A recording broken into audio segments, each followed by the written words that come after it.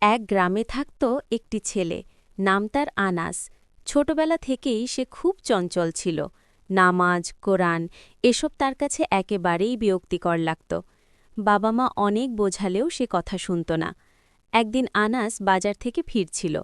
হঠাৎ সে দেখল রাস্তার পাশে এক বৃদ্ধ মানুষ বসে কাঁদছেন। কাছে গিয়ে আনাস জিজ্ঞেস করল, চাচা, আপনি কাঁদছেন কেন? বৃদ্ধ বললেন, বাবা, আমার সব টাকা হারিয়ে গেছে, আজ মাগরিবের নামাজটাও পড়তে পারিনি। আনাসের বুকটা হঠাৎ কেঁপে উঠল। সে নিজের পকেটের দিকে তাকাল। তার কাছে যা ছিল তা দিয়েই আজ রাতের খাবার হবে।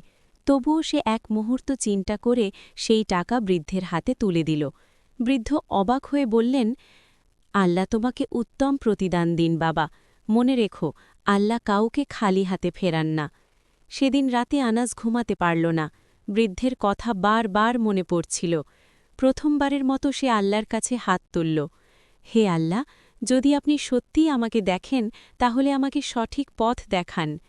পরদিন ভোরে আনাস ঘুম ভাঙতেই আজানের শব্দ শুনল। অজান্তেই তার চোখে পানি চলে এলো। সে উঠে অজু করল, জীবনের প্রথম ফজরের নামাজ আদায় করল। সেই দিন থেকেই আনাস বদলে গেল।